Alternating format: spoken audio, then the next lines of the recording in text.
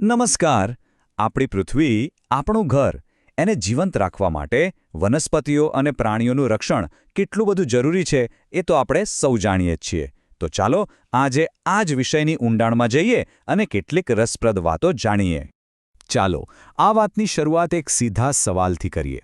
જરા વિચારો, આપણે જે કાગળનો રોજબરોજ ઉપયોગ કરીએ છીએ એમાંથી માત્ર 1 ટન કાગળ બનાવવા પાછળ કેટલા મોટા વૃક્ષોનો ભોગ લેવાતો હશે?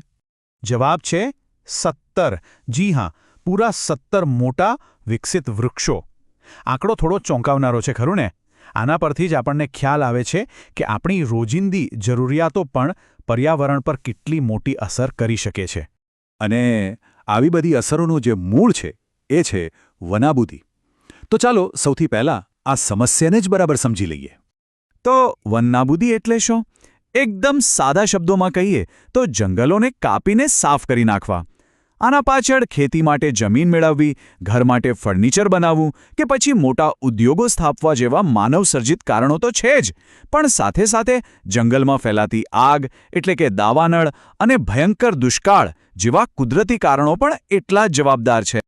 હવે જો વૃક્ષો કપાય એનો અર્થ ખાલી એટલો નથી કે હરિયાળી ઓછી થઈ ગઈ. ના, એનાથી તો પર્યાવરણની સમસ્યાઓની એક આખી ચેઇન રિએક્શન શરૂ થાય છે, જેની અસર આપણા બધા પર પડે છે. આ કામ કેવી રીતે કરે છે? બહુ સિમ્પલ છે. વૃક્ષો છે ને એ હવામાંથી કાર્બન ડાયોક્સાઇડ એટલે કે CO2 શોષી લે છે. પણ જ્યારે વૃક્ષો જ ઓછા થઈ જાય ત્યારે આ CO2 હવામાં જ જમા થતો રહે છે અને એ એક ગરમ ધાબળાની જેમ પૃથ્વીની આસપાસ વીંટળાઈ જાય છે, જે ગરમીને બહાર નથી જવા દેતો. અને એનું પરિણામ ગ્લોબલ વોર્મિંગ. અને જો એક સમસ્યા બીજી સમસ્યાને કેવી રીતે જન્મ આપે છે. જંગલોનો નાશ થાય એટલે જમીન ખુલ્લી પડી જાય. પછી પવન અને વરસાદથી એનું ઉપરનું ફળદ્રુપ પડ ધોવાઈ જાય છે અને ધીમે ધીમે એ સોના જેવી ફળદ્રુપ જમીન રણ બની જાય છે. વનનાબૂદીની અસર ખાલી જમીન કે હવામાન પર નથી થતી. એનાથી આપણી પૃથ્વી પરનું જીવન પણ સીધા જોખમમાં મુકાઈ જાય છે. મતલબ કે આપણી આસપાસની અસંખ્ય વનસ્પતિઓ અને જીવજંતુઓ. ચાલો અહીં 2 શબ્દો સમજીએ: ફ્લોરા અને ફોના. ફ્લોરા એટલે કોઈ એક વિસ્તારમાં જોવા મળતી વનસ્પતિઓ જેમ કે સાલ, સાગ કે આંબા. અને ફોના એટલે એ જ વિસ્તારમાં જોવા મળતા પ્રાણીઓ જેમ કે ચિંકારા કે નીલગાય. આ બંને ભેગા મળીને જે દુનિયા બનાવે છે એને જ જૈવ વિવિધતા કહેવાય. હવે આમાં પણ કેટલીક જાતિઓ સ્થાનિક એટલે કે એન્ડેમિક હોય છે. આનો મતલબ એ છે કે એ આખી દુનિયામાં ફક્ત ને ફક્ત એક જ જગ્યાએ કુદરતી રીતે જોવા મળે છે. વિચારો, જો એમનું એકમાત્ર ઘર જ નષ્ટ થઈ જાય તો એ પ્રજાતિ આ પૃથ્વી પરથી હંમેશ માટે ગાયબ થઈ જાય. દાખલા તરીકે પંચમઢીના જંગલોમાં જોવા મળતી ભારતીય વિશાળ ખિસકોલી અને ઉડતી ખિસકોલી. આ અદ્ભુત જીવો બીજે ક્યાંય નથી મળતા. જો આપણે તેમના જંગલો નહીં બચાવીએ તો આપણી આવનારી પેઢીઓ તેમને કદાચ માત્ર ફોટામાં જ જોઈ શકશે.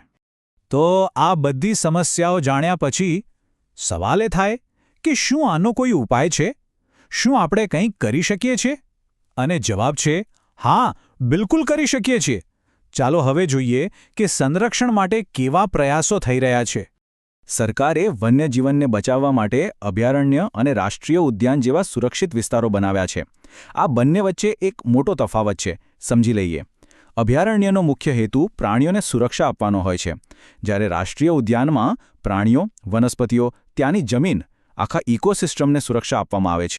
પણ કયા જીવને બચાવવાની વધારે જરૂર છે એ નક્કી કેવી રીતે થાય? એના માટે છે રેડ ડેટા બુક. આ એક એવી આંતરરાષ્ટ્રીય યાદી છે જેમાં લુપ્ત થવાના જોખમમાં હોય એવી બધી જ પ્રજાતિઓનો રેકોર્ડ રાખવામાં આવે છે.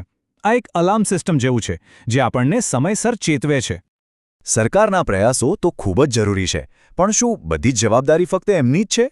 ના, આ આખી વાતમાં આપણી ભૂમિકા પણ એટલી જ, કદાચ એનાથી પણ વધારે મહત્વની છે. તો ચાલો જોઈએ કે આપણે શું કરી શકીએ. યાદ છે પેલો શરૂઆતનો આંકડો 17 વૃક્ષોવાળો? આપણી ભૂમિકા અહીંથી જ શરૂ થાય છે. જ્યારે આપણે કાગળનો બગાડ અટકાવીએ છીએ અને તેને રિસાયકલ કરીએ છીએ ત્યારે આપણે સીધા વૃક્ષોને કપાતા બચાવીએ છીએ. આ એક નાનકડું પગલું ખરેખર બહુ મોટો ફેર લાવી શકે છે. તો આપણી પાસે 2 એકદમ સરળ પણ બહુ જ શક્તિશાળી ઉપાયો છે. પહેલું, કાગળ બચાવો. શું તમે જાણો છો કે એક જ કાગળને 5 થી 7 વાર રિસાયકલ કરી શકાય છે? અને બીજું, પુનઃવનીકરણ. એટલે કે જ્યાં પણ શક્ય હોય ત્યાં વધુને વધુ વૃક્ષો વાવવા. આ બંને કામ આપણી પૃથ્વીને ફરીથી શ્વાસ લેવામાં મદદ કરી શકે છે. અને અંતે આ વાત માત્ર કોઈ કાયદા કે નિયમની નથી. જંગલો અને એમાં રહેતા જીવોનું રક્ષણ કરવું એ આપણી બધાની નૈતિક ફરજ છે. કારણ કે તેમનું અસ્તિત્વ સીધું આપણા અસ્તિત્વ સાથે જોડાયેલું છે. આપણે સૌએ વિચારવું રહ્યું કે જ્યારે આપણે એક જંગલ બચાવીએ છીએ ત્યારે શું આપણે ફક્ત વૃક્ષો અને પ્રાણીઓને બચાવીએ છીએ કે પછી આપણા પોતાના ભવિષ્યને પણ?